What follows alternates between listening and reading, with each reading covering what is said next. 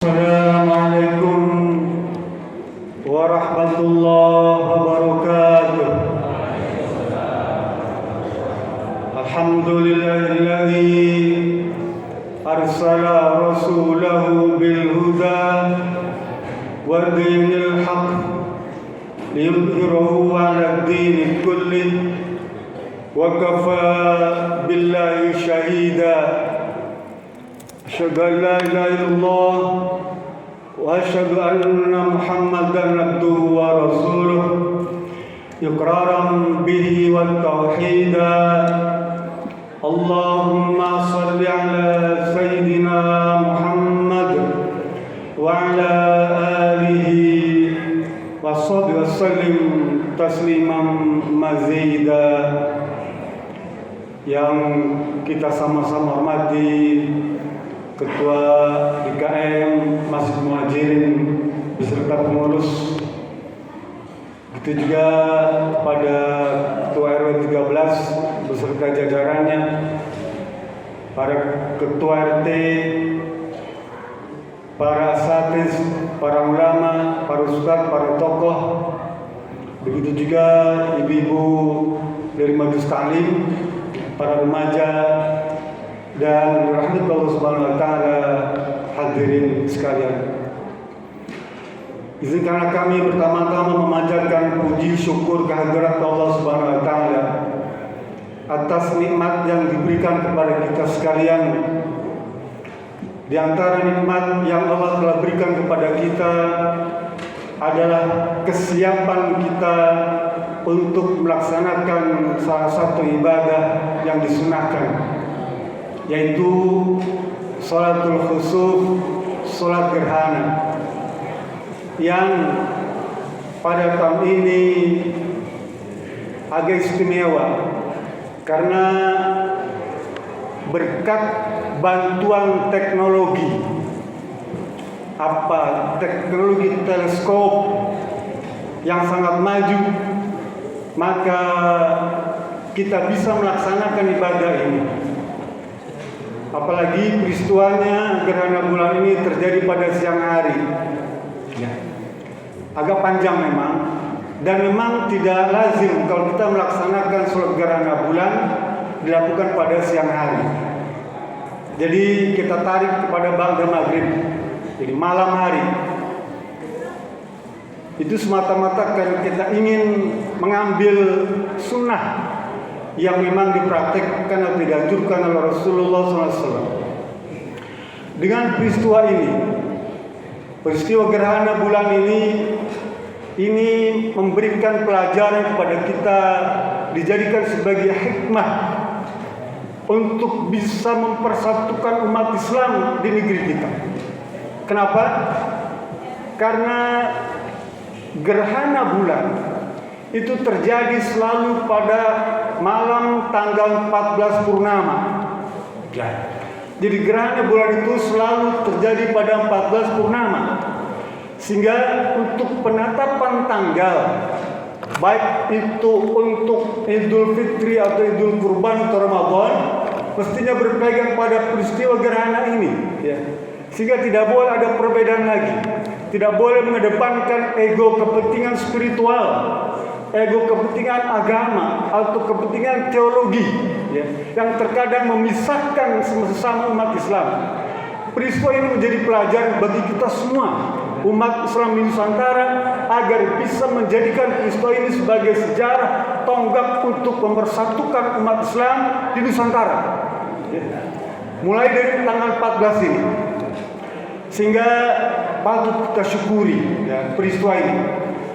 Kemudian salawat serta salam semoga juga tercurah dan terlimpah kepada junjungan alam Nabi besar Muhammad SAW yang telah memberikan teladan kepada kita semua, memberikan contoh kepada kita semua umat Islam bagaimana menyikapi peristiwa gerhana. Dengan apa? Seperti yang diriwayatkan oleh sebuah hadis dari istri beliau yang bernama Siti Aisyah radhiyallahu anha qalat, kata beliau, Rasul pernah berkata, Inna syamsa wal qamara ayatani min ayatillah la yaskhifani limauti ahadun wala lihayati fa idza ra'aytum dzalika fad'ullaha bihi wa kabbiru wa sallu wa tasaddaqu atau kama qala hadis sahih riwayat Imam Al-Bukhari. Kata Rasulullah SAW, sesungguhnya matahari dan bulan ada dua tanda kebesaran Allah Subhanahu wa taala. Matahari dan bulan adalah dua tanda kebesaran Allah Subhanahu wa taala. Dan tidak ada peristiwa gerhana bulan, ya, itu disebabkan karena peristiwa kematian atau peristiwa kelahiran seseorang. Tidak ada, dan tidak boleh dikaitkan peristiwa gerhana itu dengan peristiwa kematian siapapun atau kelahiran siapapun. Kenapa? Karena dulu di zaman Nabi Muhammad ketika terjadi gerhana, lalu orang sekitar Madinah itu mengaitkan peristiwa gerhana itu, ya, disebabkan karena kematian putra tercinta Nabi Muhammad SAW yang bernama Ibrahim dari salah satu istri beliau yang bernama Maria Al-Qibtiyah. Tidak boleh dikaitkan dengan kelahiran. Bahkan sekarang pun kita tidak boleh mengaitkan peristiwa gerhana itu dengan peristiwa atau peristiwa yang lainnya atau kebiasaan masyarakat jahiliyah. Apa misalnya? Ada keyakinan di masyarakat kita bahkan masih berlaku sampai hari ini. Kalau peristiwa gerhana itu merupakan sebuah peristiwa di mana dua tanda kebesaran Allah itu, bulan itu dimakan oleh Batara Kala. Masih ada keyakinan semacam itu. Dimakan oleh makhluk yang bernama Buta, yang besar, yang memakan bulan atau makan matahari. Dan masyarakat biasanya bagaimana cara menghindari agar Batara Kala Buta itu tidak memangsa manusia? Maka orang-orang tua kita dulu menganjurkan kepada kita agar orang-orang wanita itu bersembunyi di kolong tempat tidur atau di dalam lemari dengan pertimbangan karena tempatnya kecil sehingga Batara Kala tidak bisa masuk ke dalam lemari atau tidak masuk ke dalam kolong tempat tidur. Lebih-lebih wanita hamil, ya. Bahkan masyarakat lainnya yang tidak hamil itu dianjurkan protes kepada Batara Kala dengan apa? Dengan memukul benda-benda kaleng itu, benda-benda panci, penggorengan, ketel tuh, tembok, dinding, pokoknya menimbulkan bunyi sebagai bentuk protes kepada Batara Kala agar tidak turun ke bumi memangsa umat manusia. Tapi itu keyakinan dulu, ya. Harus berpikir, ya. Memang dulu Batara Kala itu bisa memangsa manusia. Pertimbangannya sekarang itu ada naga 9, oligarki yang bukan hanya memangsa masyarakat tapi menyedot sumsum darah ekonomi rakyat Indonesia, ya. Itu yang mesti kita takuti, ya. Mereka bisa memangsa tuh semuanya tuh, ya. Oleh karena itu, ya, jauhkan pikiran-pikiran seperti itu. Rasul mengajarkan kepada kita apabila dalam hadis tadi itu, fa iza ra'aitum dzalika fad'ullaha bihi, jika engkau menyaksikan gerhana matahari atau gerhana bulan, memohonlah kepada Allah Subhanahu wa taala. Berdoalah. Pertama berdoa kepada Allah Subhanahu wa taala. Yang kedua wakabiru, bertakbir, agungkan nama Allah Subhanahu wa taala itu, fakabiru, takbir, Allahu akbar, Allahu akbar, dan seterusnya. Yang ketiga wasallu, dan laksanakan sholat khusuf tuh, ya. Tadi kita sudah laksanakan sholat khusuf, dia agak istimewa dengan 4 ruku dan 4 sujud. Orang yang pernah melaksanakan sholat gerhana baik bulan maupun matahari, dia ada perasaan berbeda. Karena ibadahnya ada sensasinya tersendiri. Dia akan memberikan kenangan yang lama. Dulu saya pernah sholat gerhana di Masjid Anu. Dia akan memberikan efek psikologi pada kita, Pak. Itulah yang diharapkan dengan sholat itu. bisa meningkatkan keimanan dan ketakwaan pada Allah Subhanahu wa taala. Jadi sangat rugi ya orang yang ada kesempatan untuk melaksanakan sholat khusyuk atau sholat khusyuk dia berdiam diri di samping tidak melaksanakan sunnah. Kita bersyukur pada Allah Subhanahu wa taala malam ini Allah takdirkan kita bisa hadir di sini. Dan yang keempat kata Rasulullah SAW, wa tasaddaqu, hendaklah kalian bersedekah. Nah, sumbanglah, donasikan, infakkan, tidak harus banyak, terserah. 1 juta boleh, ya bagus itu. 100.000 boleh, boleh juga. 10.000 boleh, nggak ada. 2.000 boleh. Jadi yang penting sedekah. Kancing lewat, jangan tersenyum. Dia bilang senyum juga sedekah. Nah, jangan. Sedekah keluarkan. Oleh karena itu kalau kita hafal ada program sholat gerhana, mestinya kita sudah mempersiapkan diri. Karena salah satu sunnahnya adalah memberikan sedekah. Sedekah ini penting, Pak. Kenapa? Karena dikhawatirkan peristiwa gerhana itu, ya, itu menjadi ciri, bukan tanda-tanda, tapi ciri hari kiamat.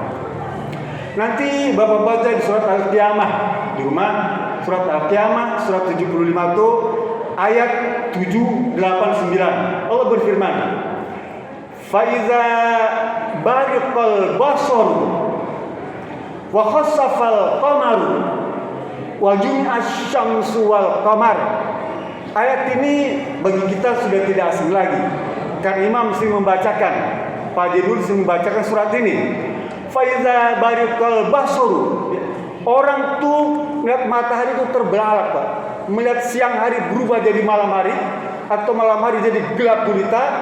Allah mampu untuk melakukan itu. Kalau saja gerhana total matahari itu, Pak, yang tadinya terang benderang berubah seketika menjadi gelap, ya, kita akan kaget, Pak, terbelalak kita. Dan itu salah satu ciri kiamat. Yang kedua, wa khasafal qamar. Khasaf itu redup, Pak. Ya, qamar itu bulan. Bulan meredup. Bayangkan, Pak, bulan purnama. Semua nelayan pasti berangkat pada purnama. Semua pengembara di gurun itu, ya, mesti pada malam purnama dia berangkat itu, ya, untuk berniaga ke Syam, ke Yaman, malam purnama. Karena di padang gurun terang benderang. Tapi ketika peristiwa gerhana bulan, maka seketika gelap gulita sehingga mereka panik. Wa khasafal qamar. Lalu kemudian kata Allah Subhanahu wa taala, fajumi'asy syamsu wal qamar. Kemudian Allah himpun matahari dan bulan itu. Allah kumpulkan, Allah tahukan, bakal Allah satukan antara matahari dan bulan. Sekarang pun begitu. Gerhana bulan pada dasarnya adalah peristiwa lunar eclipse, peristiwa matahari bulan.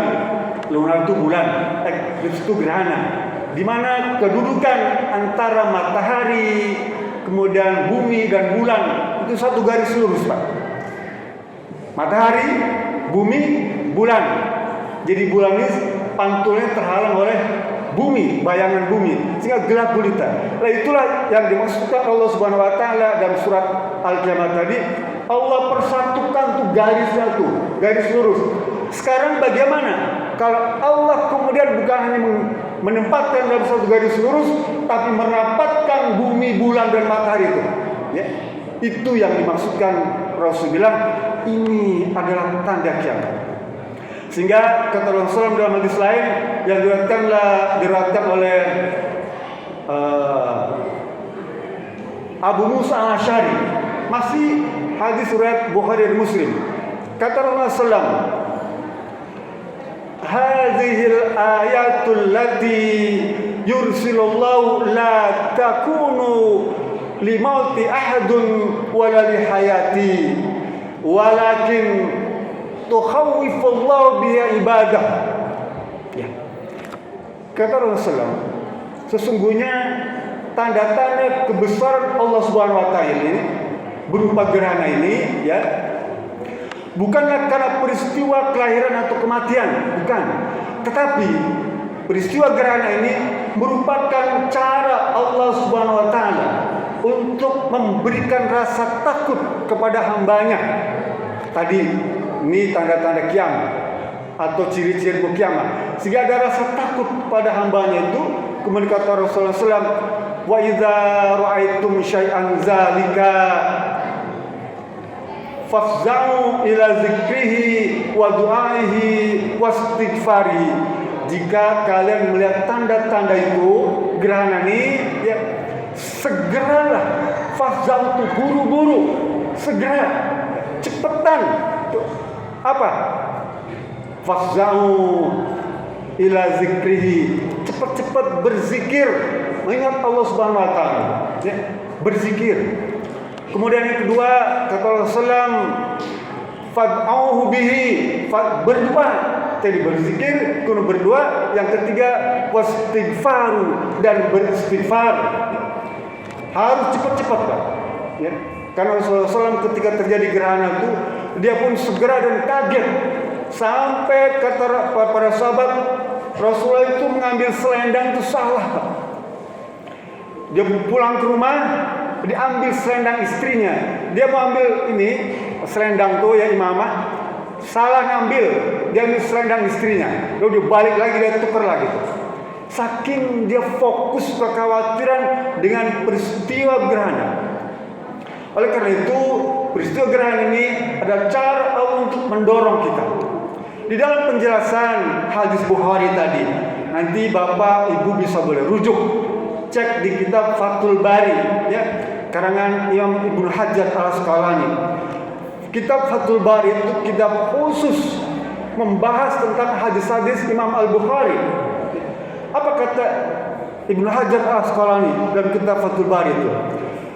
Rasulullah SAW sampai salah ngambil selendang itu, ya, semata-mata fihi nabtu ilal istighfar, fi nadbu ilal istighfar, mendorong atau memastikan atau mengupayakan agar orang-orang itu yang menyaksikan gerhana itu segera beristighfar, ya.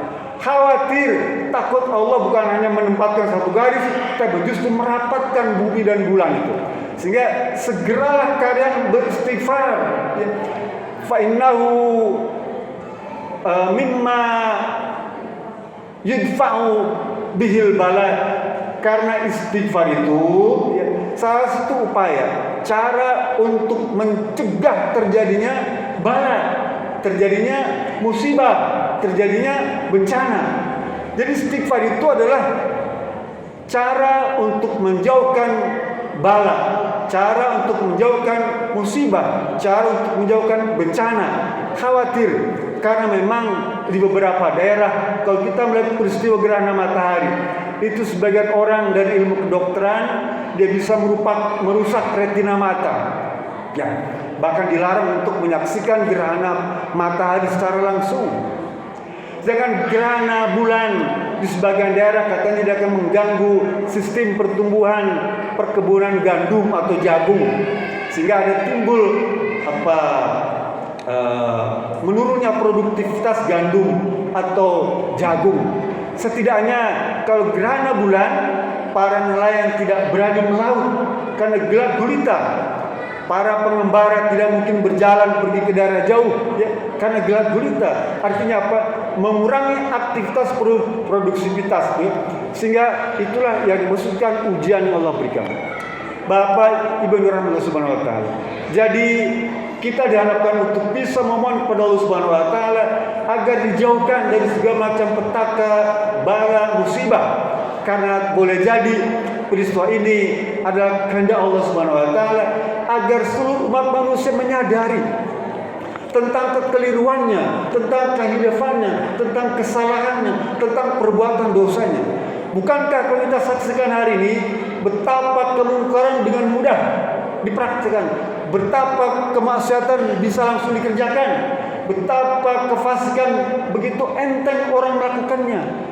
Dulu, ya, kaum Bani Israel, umatnya Fir'aun, diingatkan oleh Allah Subhanahu wa taala tentang musim paceklik, ya.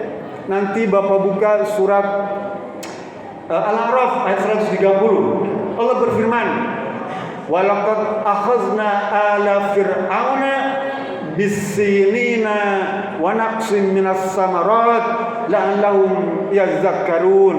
Ya, telah aku timpakan kepada kaum Fir'aun itu, kaum Bani Israel itu, ya, kaum Fir'aun dengan apa?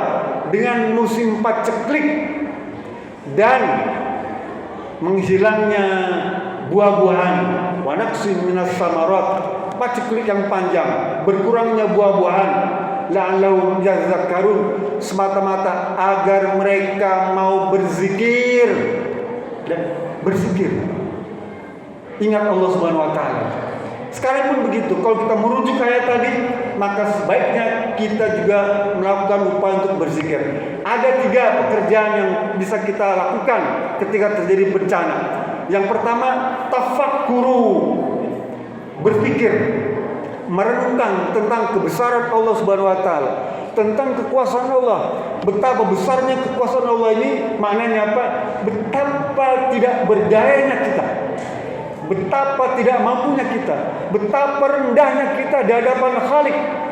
Tafakkaru, berpikir, renungkan peristiwa gerhana ini, maka akan Bapak dapatkan apa hikmah di balik peristiwa gerhana bulan ini. Yang kedua, tazakkaru, berzikir, ingat Allah dengan membaca tasbih, membaca Quran, atau mengagungkan asma-asma Allah, atau melaksanakan amalan-amalan wajib, melaksanakan amalan-amalan sunnah, itu tazakkaru, berzikir. Jadi bukan hanya membaca tasbih tahmid tadi saja, tapi perbanyaklah baca Quran, sholat sunnah, rawatib, nawafil, bahkan nanti malam sempatkan sholat malam 8 rakaat tambah witir jadi 11 rakaat. Itu bukti kita berzikir pada Allah Subhanahu wa taala. Yang pertama tafakkaru, yang kedua tazakkaru, yang ketiga tasyakkaru, bersyukurlah kepada Allah Subhanahu wa taala. Syukuri apa yang telah Allah berikan kepada kita sekalian, baik untuk pribadi, untuk keluarga, untuk masyarakat, untuk bangsa dan negara. Syukuri, kita bersyukur tinggal di negeri NKRI ini dalam keadaan nyaman, enak Pak. Bagi teman-teman, saudara-saudara pernah keluar negeri, saya belum menemukan negeri-negeri yang lebih enak daripada Indonesia. Kita boleh berbicara, negeri lain gak akan bisa, ceramah seperti gak akan bisa, tapi kita bisa berbicara. Pembicaraan kita dilindungi oleh undang-undang, hak mengeluarkan pendapat, hak bersuara, hak memilih pemimpin, kita diberikan kebebasan untuk itu semua. Oleh karena itu syukuri itu semua tuh. Begitu juga dengan Allah berikan apa? Nikmat batiniah, nikmat ruhaniah, nikmat spiritual. Syukuri Pak. Kalau kita tidak punya nikmat spiritual, nikmat batiniah, nikmat ruhaniah, gak akan mungkin Bapak Ibu datang ke masjid ini, ya, untuk melaksanakan ibadah, untuk takar ilmu. Tapi karena berikan nikmat spiritual, nikmat ruhiyah, nikmat batiniah, semua mau datang hadir di acara apa ibadah sholat khusyuk. Begitu juga nikmat jasmani, ya. Nikmat jasmani sudah jangan dihitung. Secara umum kita semua nih, ya, RW 13 yang tinggal di komplek Gede Bandung saat ini relatif diberikan kemampuan. Belum pernah terdengar ada warga kita yang kelaparan, stunting, nggak ada. Belum pernah terdengar di RW kita ada yang warganya busung lapar, nggak ada. Semuanya terpenuhi. Bahkan program DKM juga menyiapkan tuh berbagai fasilitas agar jangan sampai ada yang sampai kelaparan. Mananya Pak, Allah berikan nikmat zahir, nikmat material, nikmat jasmani kepada kita semua. Itu yang perlu kita syukuri. Yang pertama tafakkuru, tazakkuru, tasyakuru. Ini Pak. Oleh karena itu saya ingin berpesan kepada diri kita semua, menjadikan peristiwa gerhana bulan ini sebuah peristiwa yang memberikan banyak hikmah kepada kita semua, ya. Sehingga Allah punya cara untuk mengingatkan kepada kita semua agar kita bisa kembali ke hadirat Ilahi Rabbi dalam keadaan terbebas dari berbagai macam belenggu kesalahan, kehilafan dan dosa. Mungkin itu yang bisa saya sampaikan. Di kurang itu maaf. Mari kita sama-sama tutup dengan munajat kepada Allah Subhanahu wa taala. اللهم صل على محمد ربنا تبارك وتعالى سادتنا رسول الله أجمعين.